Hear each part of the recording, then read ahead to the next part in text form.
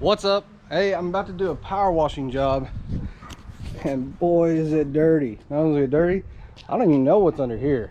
And over here, it's just nasty. And it's a three car driveway. Should make for a good little video, right? But I gotta show you guys this. Hustler was cool enough to send us a power washer so they can sponsor our Hustler was cool enough to send us a power washer. It's the best way of putting this. So we almost had a sponsor for our mowers, and turns out, for all you people that think I'm about the money, you're right. It wasn't enough money. I shot it down, but I told him, hey, I see that you make power washers. Go ahead and send me one of those and I'll show you what I can do. And I don't make power washing videos really, so I'm gonna show them what I can do with something that's not in my industry, and we'll see if they take the offer next time. But I told them, I was like, this is the cheapest I'll ever be, dog. So we're starting the season for power washing out with the 20-inch Hustler surface cleaner and the Hustler 4200 PSI. I will leave a link to their website and where you can find this specific model. I know that it's basically a lot of power washes are made by, I believe, Simpson. Could be wrong. I don't know. I'm not really into power washing. But a lot of them are made by the same companies and then put back out there. But Hustler is supporting us, so I support them. Hey, and also, I guess I'm pretty cheap when it comes to buying out my wardrobe. Turns out all you got to do is send me a XXL shirt and I'll wear it in a video. You can do that yourself too. So if you want to send me a shirt with your channel name on it or your business name, I'll wear it. If you just keep in mind, I'm gonna be wearing the shirt in front of a bunch of people, so if it's got a phone number on it, don't be mad if random people from YouTube are trying to call you up in the middle of the night. I can't help that. I'll tape over it if you want. Just let me know. But let's go ahead and get into this, right?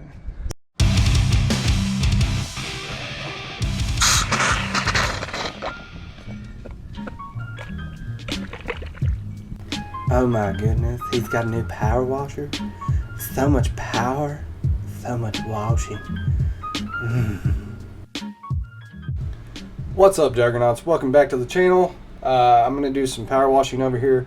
This isn't a job that I'm getting paid for. It's just, you know, a neighbor had a dirty driveway. I just got the power washer. I'm excited about using it.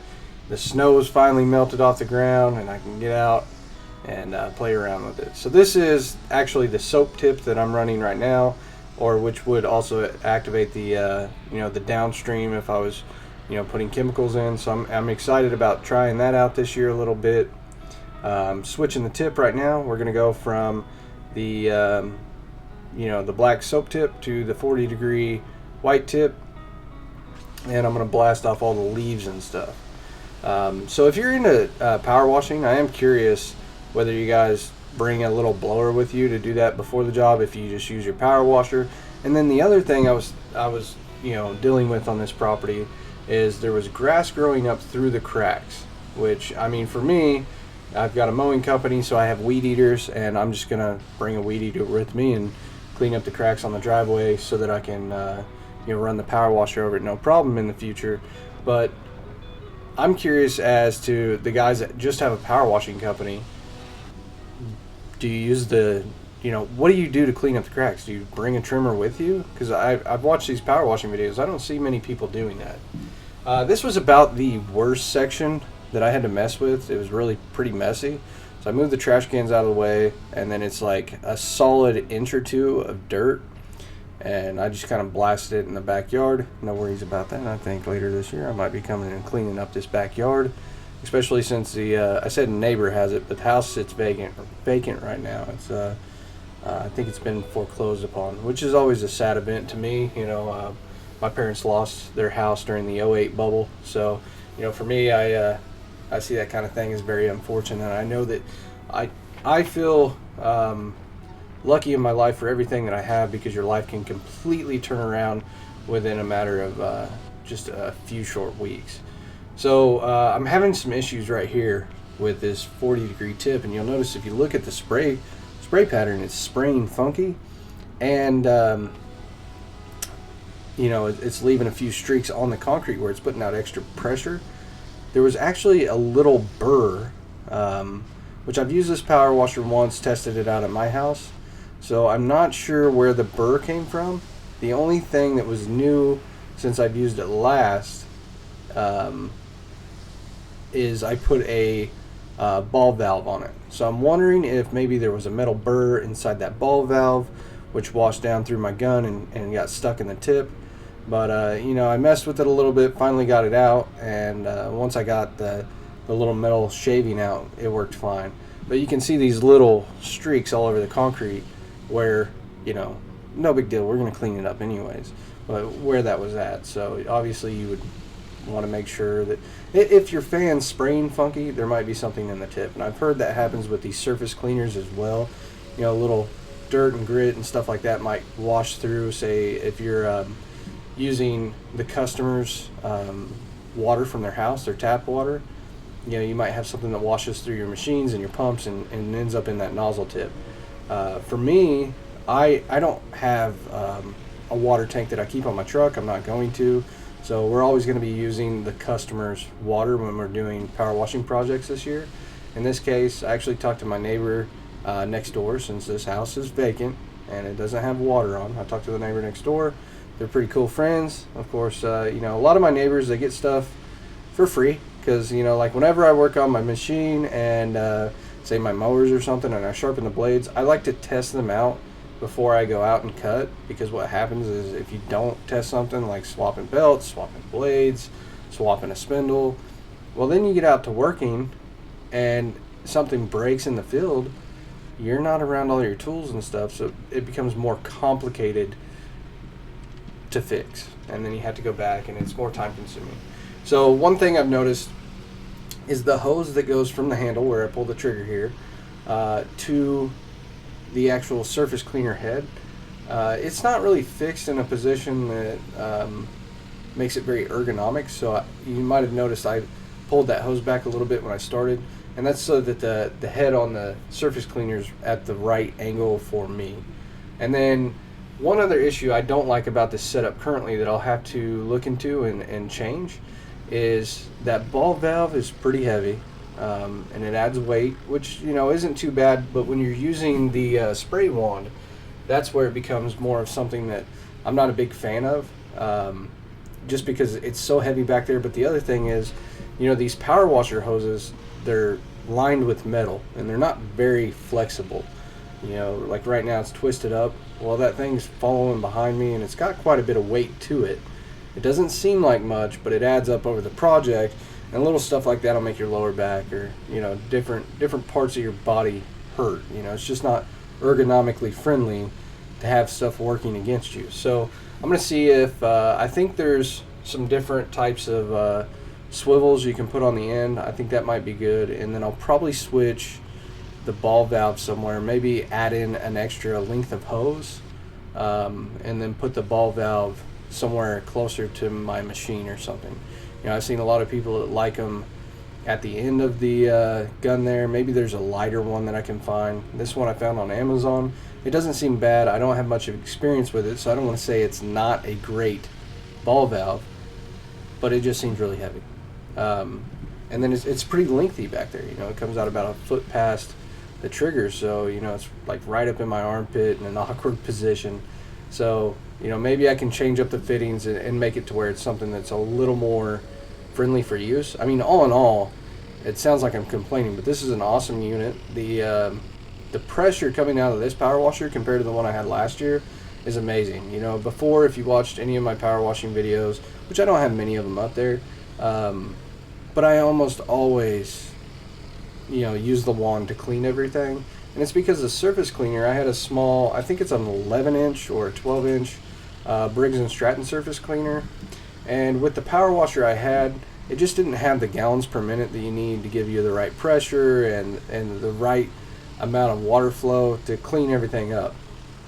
So when you used the surface cleaner before, you had to walk real slow Well, this 20-inch surface cleaner with this power washer unit that I have now, it's a 4 gallon a minute power washer unit, and it's it's got 4,400 psi, I think. And really, it's the you see how it's got the swirls? That's because I went too fast there. I was just moving it. But that's what would happen with the other power washer quite a bit if I didn't walk anything. If I went faster than a snail's pace with it, then it was leaving streaks, it was leaving swirl marks. And, even with this, it left some streaks, but that's more of user error. I'm getting used to it. I need to go a little slower. It cleans so good so fast that I'm like, yeah, I can go faster. And I'm the kind of person that, like with mowing, if I'm mowing something tall, I'd rather cut it twice fast than cut it once really, really slow.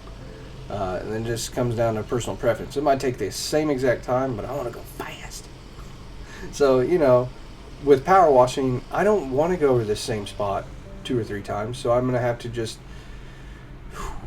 take a breath, slow down, go at a slower pace.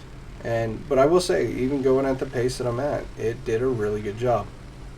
So I'm not disappointed there. And all in all, well, this is a really good shot. Can you see what I'm doing over there? So, all in all, it wasn't too bad. But the surface cleaner itself, it doesn't have wheels or casters or anything. So if you want to move it, the best way to move it is if you're pressing the trigger and that water, underneath it's pressing against the ground, kind of pushes it up, gives it a little bit of lift, makes it really easy to move. Although it's not too heavy, so when you're done with the job and you're picking up and carrying it to your truck, pretty easy. So I'm happy with it. I'm glad that they sent this to me and that we'll be using it this year. I'm definitely going to put it to work. We're going to sell power washing like crazy this year, especially looking at my mowing route. My big push this year is going to be to making more content for you guys on YouTube. It's just something that I really like doing, and it gives me fulfillment and joy, and it's just what makes me happy. The other thing is looking at employees. We are looking at possibly hiring somebody. We've got a guy that's potentially starting next week, and we're pretty excited about it. But I will say that there's a lot of with the whole COVID thing, there's a lot of concerns when you have employees now, safety, this and that, masks in your truck and all this crazy stuff. And I'm just the kind of guy that I like to go to work and I like to be comfortable, which involves me being able to breathe. So I don't like wearing a mask where I don't need to, like in my truck. So between being uncomfortable and hiring an employee, I'll just work hard and be uncomfortable, with the work itself. I have no problem working solo. But ultimately, if you want to grow a company, you got to have employees. It's just the way it works. You cannot scale up if you're a solo operator. So, that's a decision we have to make. I think this year, like I said, our heavy push is going to be into, making YouTube content, making videos, and I get to share my experience and enjoy it. So, as we push into the power washing side, that's something that I'm going to, scale up there versus scaling up more mowing clients. That I'm, the cool thing about mowing clients is it's reoccurring income, and it never stops, right? It stops at the end of the season, but you're going to be there every week. So you only have to advertise once to get that client versus, say, power washing. I'm going to go out and I'm going to get a power washing job, and say this driveway might be a $300 power washing job, or whatever it might be. Plus you might get the backyard patio and the sidewalks and different things like that. So you'll have a bigger ticket, but you got to advertise a lot more. You got to get more clients. But, that's kind of, where we're at. I think that the power washing is going to be a great addition this year. And since I plan on being, I don't want to say slower, but I plan on kind of taking it easier so that I do have time to make the content that I would like. That way I can, I can scale up this power washing stuff. Kind of turn it on when I want it, turn it off when I don't want it. You know what I mean? Versus when I pick up lawns, man, that's on my schedule. My time is scheduled up real tight at that point. Which for the last several years, we've been able to knock out our mowing route within a couple days, especially when we get real efficient. Like James and I last year knocked out 34 32 lawns in one day, and it would have been 35. I had a blowout that day. Pretty sure that's what it was, 32. But man, we were dominating that day, and I have no doubt in my mind, you know, I can get another employee and we can get that efficiency up to the same amount. So if I wanted to, I could have a really nice route, knock it out in a couple days. But, you know, things never go completely perfect. So don't figure up on that kind of thing that, oh, I can knock out this many a day. You know, don't figure up your schedule on the perfect scenario. Figure it up off of kind of the average or the worst scenario, you know, because really what you want to do is never be late. Yeah, consistency is key with clients.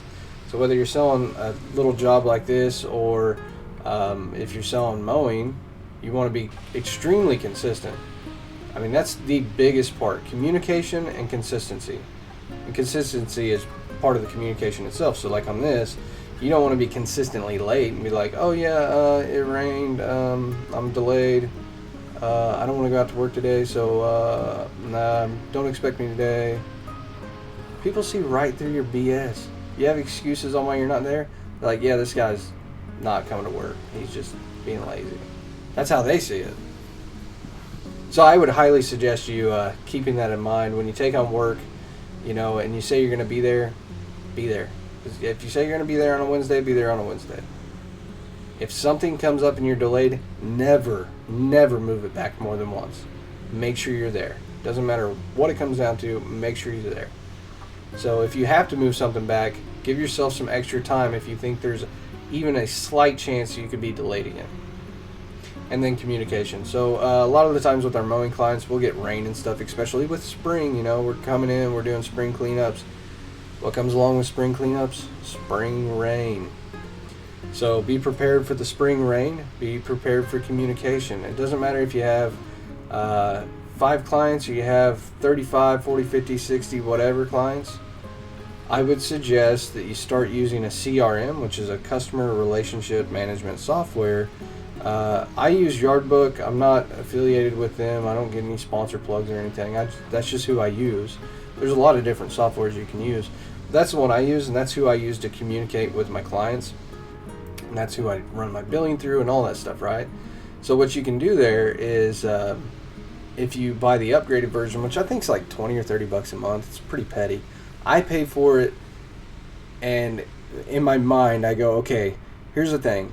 I can use their mass messaging system, message all of my clients whenever I have a rain delay, and then what happens from there is because I can message my clients, I'm not losing a client every time it rains. So you can look at it as this is costing me money per month, or you can say this is saving me a ton of money per month. You know, so say you lose a client and your client's, you know, $45 a year, you get 30 cuts. You got some mulch, this and that. Before too long, your client's worth about $2,000 a year. And just say that you keep your average client for 3 years. Basically, paying $20 a month for that little upgrade saves you from losing $6,000 every time it rains. Because if you don't properly communicate, you will lose money. And I don't know about you, but I don't like picking up the phone and calling all of my clients. My list is normally too big to comfortably call every single client back to back to back to back to back. It's just, I'm not the type of person that wants to do that. Now I can send an email or I can send a message. And the cool thing about the messaging is you can make it generic enough that, you know, you could also use it for like a selling platform. So like this with power washing. Well, what do? We use it to create some income. We send out a message. We say, hey, just want to let you guys know we're coming through in the spring. We're going to be doing some power washing with our spring cleanup. So if you'd like that service as well, just let us know. We'll come in and clean the surface to your driveways, sidewalks, patios, all that stuff, right? And if they agree to that and if they like it, then we go ahead and get them on the schedule. Now, if you want to make that even better, you can put a URL link to a video. So say you make a video and you have a business, you should have a YouTube just for marketing purposes. I was kind of an idiot when I started my business, not my business, but my YouTube. I started my YouTube talking to other contractors, and I started my YouTube just kind of goofing off because I felt like alone. I don't want to say like, if you know what I mean, like being out working, you get alone doing the work and it's like you're bored. So I started this just to cut the boredom, and I started it as a hobby. I didn't see the full potential of what it could actually do for my business as far as creating income, but now I understand and I use it that way. So what you do is you create a video just like that I was talking about. Hey, we're coming through, we're going to get your power washing and your patio cleaned up and all that stuff. And what you're going to do is you're going to create slam the camera with some mud. You're going to create a video that's a time lapse. It doesn't have to be very long. It doesn't have to be like this. You can make it, say, 2 minutes or shorter. Just a quick little time lapse of the work you're going to do. So whether it's mulch or power washing, spring cleanups, maybe it's leaf season, whatever it might be, whatever you're going to promote through that mass message, you take that URL link, which is, you make the video, you upload it unlisted, you have your little sales pitch in there, your communication, what you want to do. You upload it to YouTube, you put it as unlisted, and then you send it to your client through that link with the URL link that they can click on through that text message. It takes them to that video, and you let them know, hey, follow the whatever in that video, and you can get 10% off or something. That way that's working. But the main thing is it just ups your communication, and you can apply that in all sorts of ways. So say you get a new client that calls you and asks about service, right? And they want to know about your service. Well, you can have a welcoming video where you can say, hey, welcome to I'm going to say Juggernaut Lawn Care. That's not my actual business name, but Lawn Care. Welcome to Lawn Care Juggernaut. I just want to let you know this is what we're doing as far as taking care of properties. You can expect this every time.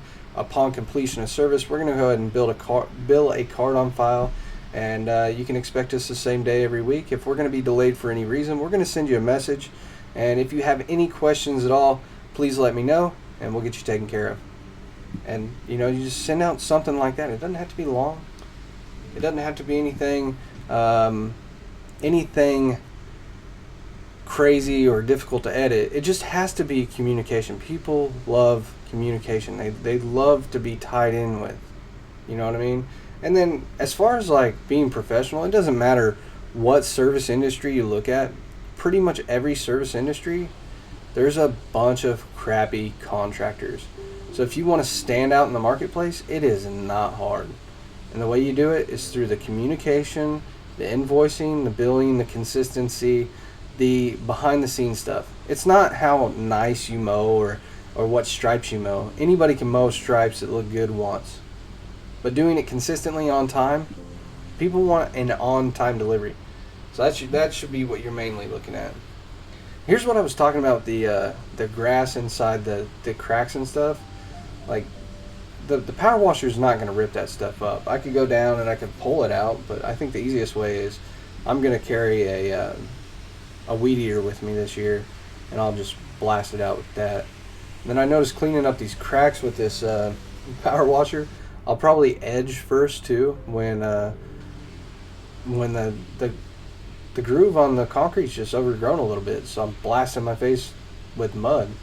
So I think for me, I'll use the edger first, and then I'll weed eat the cracks, and I think that'll make the actual power washing go a little smoother, or at least a little smoother with me, because I won't be being blasted with as much debris.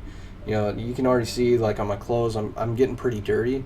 With the surface cleaner, you don't get that dirty. That's a big plus of that surface cleaner. When you're using the wand, you have a lot of blowback, and you get pretty messy that way. So up here, I'm going back over an area on that concrete up top, because I noticed there was a lot of not swirl marks, but a lot of spots that I had missed. And part of that's just because it's so dirty, I can't really see what's going on. And then the other part of that is I'm pretty new at using this surface cleaner. I haven't really used this equipment yet. So as I get familiar and as I get further into the season, I'll be able to tell you guys better what I like about the equipment and what I don't like about the equipment. And then obviously down the road, we're probably going to upgrade again. We'll get something else. I've already got my eyes on the 8 gallon a minute, and checking out some of these guys that are doing power washing. Their setups are really cool. But the first thing to do is just lock in the work. You know, if you lock in the work for something, the equipment falls behind. So, I mean, that's kind of how I look at it. You know, if you create the workflow, the equipment falls in line, everything else falls in line, the production's going to happen. You know, don't be afraid that if you go out and sell jobs, you're not going to be able to get the production done, which you absolutely might have a problem with if you overbook yourself. But if you overbook yourself with jobs that are priced at the right price, you're going to be able to cure that solution. You know, you'll have the solution by being able to upgrade your equipment when needed or hiring somebody when needed. But if you underprice it, you know, like I'm already seeing signs out. I was out doing cleanups yesterday, and there's banded signs out where it says, you know, spring cleanups and mowing starting at $20. Don't be that guy. Almost 10 years ago now, I started in 2013. Almost 10 years ago now, I was cutting lawns at $35 a pop. Don't be the guy that comes in and doing it for $20 or $30. That's dumb. This is 2021, and $20 does not go as far as it used to. And I know a lot of people are like, well, if I cut a lawn for $20 and I do one an hour, I made $20. That's not how it works. That is not how it works. You will have expenses. You can stay pretty low expenses in your business when you're using just a push mower and it's just you. You know, you're not going to have a whole lot of maintenance on a push mower. You're not going to have a whole lot of expenses on a push mower.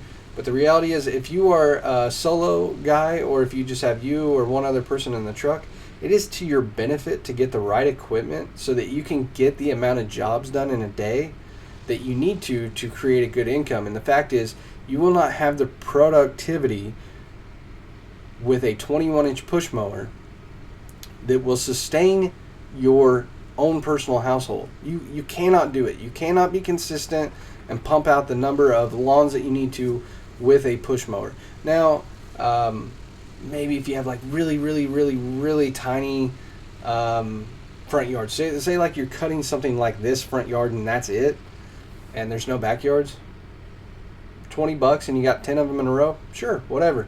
I don't know, maybe that works good for you.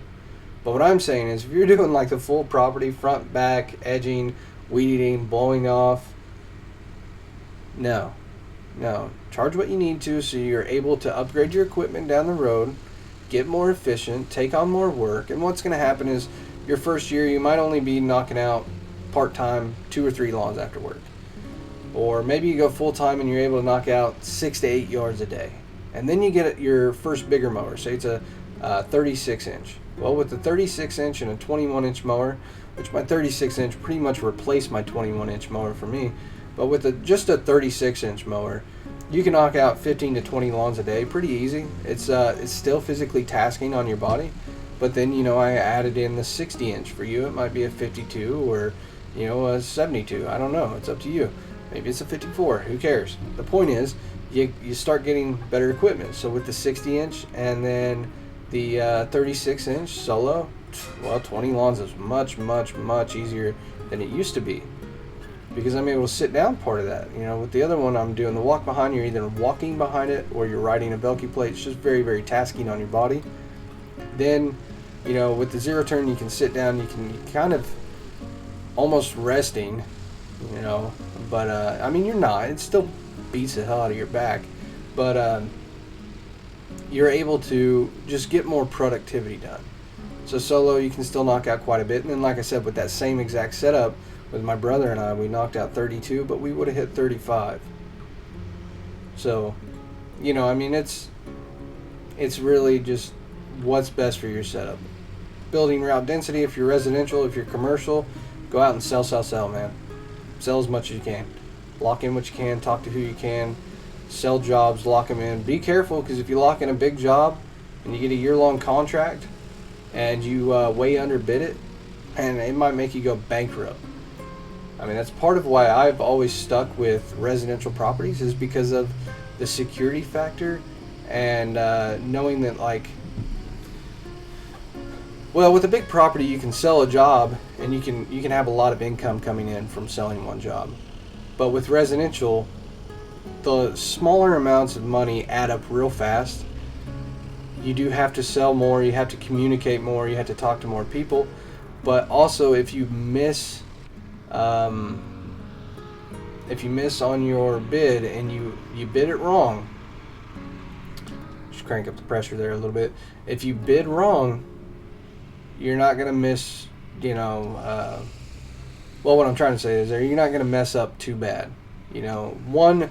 One job that's underbid that you got to keep for the year is not gonna tank your business.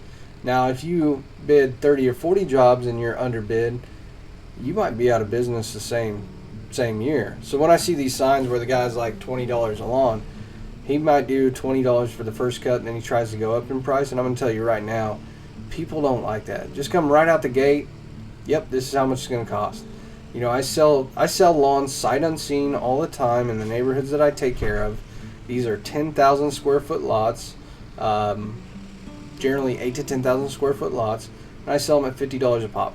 That's how much it costs. It's going to cost $50 per week. I'm going to come in, I'm going to mow it, edge, weed eat, blow off, make it look awesome, and I'm going to bill your card at the end of it. It's going to be hassle free and headache free. If you get very good at communication, you can sell that over the phone, no problem.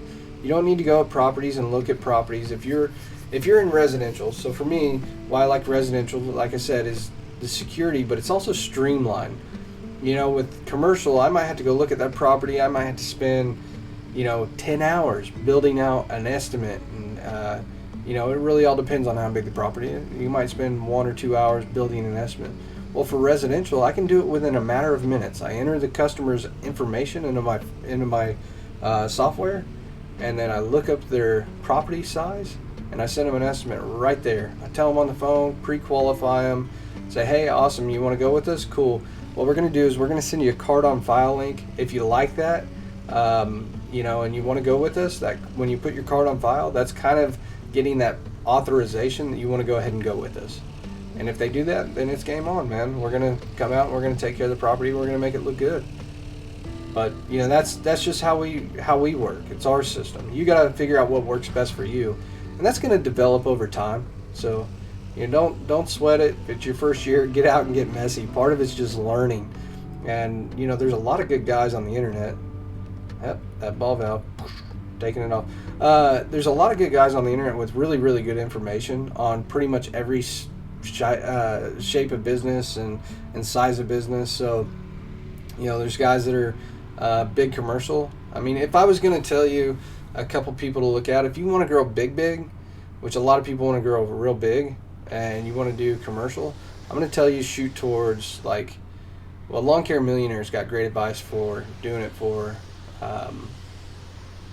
commercial as well as residential, because he used to do commercial. Mike Andes has an awesome channel for information. If you're wanting to be a solo operator, Brian's Lawn Maintenance is pretty good. Florida Turf Pros has a great channel. There's really a lot of them out there that are, I'm sure a lot of people that are looking into lawns, they're pretty well known.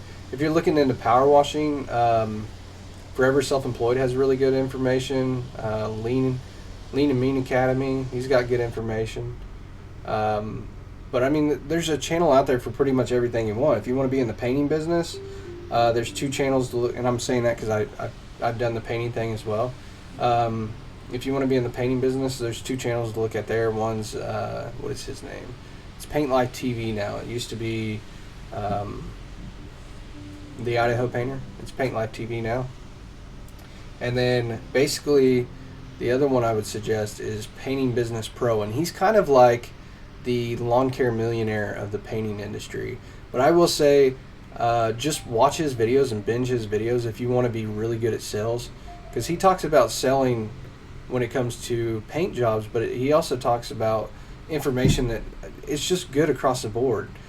People get a little bit weird about seeing people successful on YouTube, and my only response to that is, business is business, YouTube's a business, and mowing lawns is a business, YouTube's a business, and business is business, and you shouldn't be worried about somebody else's success. I love seeing people succeed, and I think when you have a mindset that you're happy with, genuinely happy with seeing people succeed, then it success comes to you much, much easier.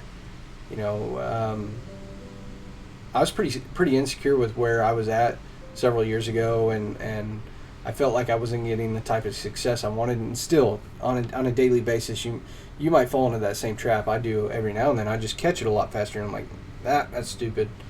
But the more that I'm just happy for other people, like whenever I see somebody buy a new mower, I'm happy for them. Whenever I hear somebody say they landed a new contract, dude, I'm so excited for them.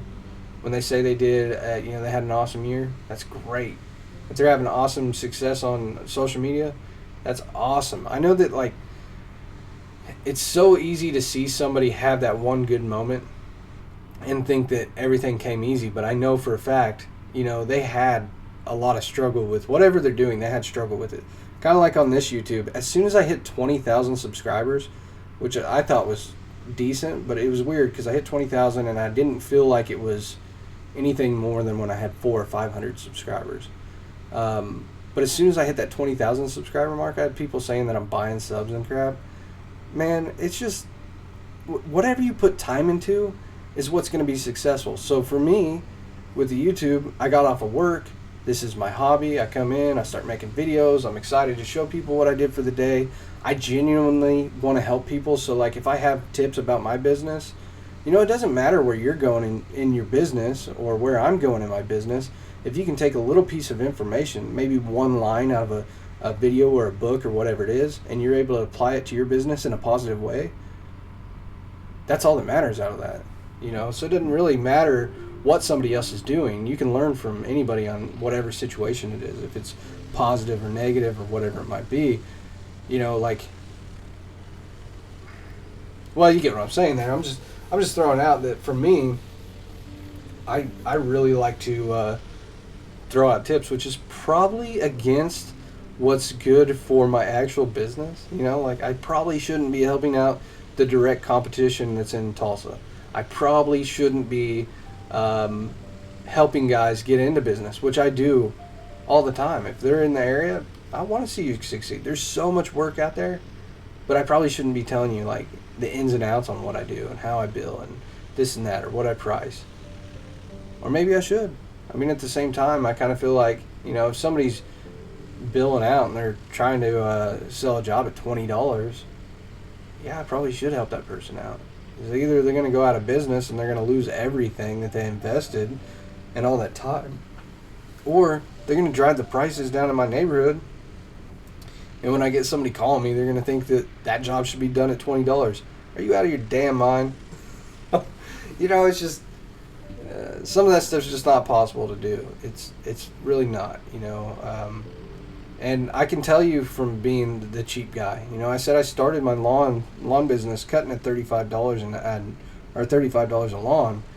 If you want to see what that looks like, I'm telling you, I've got the videos up still. Go back to my beginning videos, look at my setup, look at me trying to crawl out of being a lowballer. Look at me trying to crawl out of being with a cheap mentality and jealous of other people's success. It doesn't look good. It's not fun. You're going to drive an old busted up truck. When something breaks down, you're going to struggle to repair it. When when you want a new mower because you're killing your body, just know it's not going to happen quick. That's it. That's my pep talk. That's my positivity training for the day. I hope that you guys have a wonderful day. That was sweet. But no, really, try to be more positive.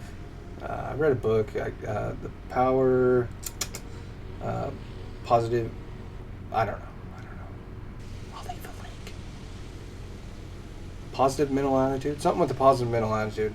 It's a Napoleon Hill book. Well worth investing in, well worth reading. I'm a big advocate of listening to audiobooks while I work.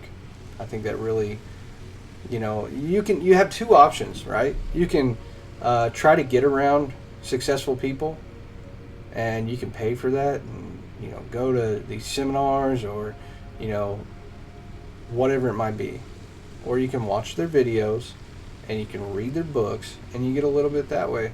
So that's kind of how I look at it. I've never had really successful business mentors that I grew up around. My grandfather's a pretty successful businessman, but other than that, I grew up around people that were employees. So I think like an employee, and I always have. So if I want to break out of that nature, the best way for me to do it is to invest $20 into a book, which I have no problem with. When I first started, I got Audible. You get one free book a month. I did that, and then I was like, okay, I'm ready for more. Well, before I knew it, I was investing a couple $100s a month into Audible. Who cares? It makes me far more money than that, man. My first year reading audiobooks, ding! Anybody getting anxiety when they hear a phone go off? My first year reading audiobooks, I more than doubled the size of my business. So, you know, if you're worried about that, just go for it.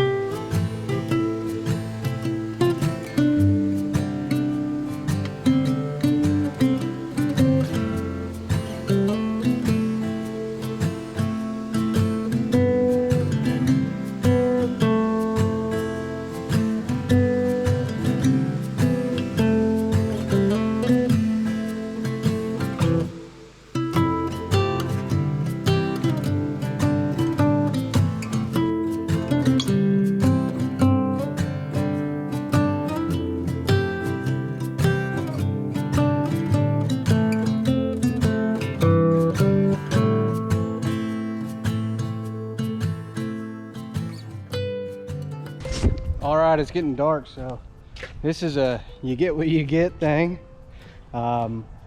This is completely free. I got a new power washer. I gotta play with it. This is a vacant house. Foreclosure. Kind of bummer, man. Anyway, so check this out. I got the concrete clean. If it bothers you and you want me to come back for this sidewalk and that section of the driveway and what's left on the porch, well, let me know down in the comments. And if I get enough people saying they want me to come back to finish it, then I'll do it. Otherwise, if you really hate me, you'll say don't do it, and I'll just stare at this every day across the street from my house and go, I want to go clean that. But I got to show you, there's a secret to this house, and I just got to show you. I'll let you know it's coming up. But again, you got to tell me you want me to knock out the secret backyard. All right, let's go take a look at this. Ooh, it's messy, nasty, and just like the average foreclosure, well, they're always overgrown when somebody leaves. Doesn't look like it, but that's over knee height. It's just matted down. But if you guys let me know in the comment, I'll come in here and I'll edge this and I'll mow it down and I'll come clean up the outside, maybe trim down this ugly tree. If you really want a power wash back here, I'm not doing anything unless you tell me in the comments. Comments better blow up on this video. First video of the year where I'm actually going out and doing something good and new. Whoa, look at this. Got a blowout on the wall. There's a bird nest in there.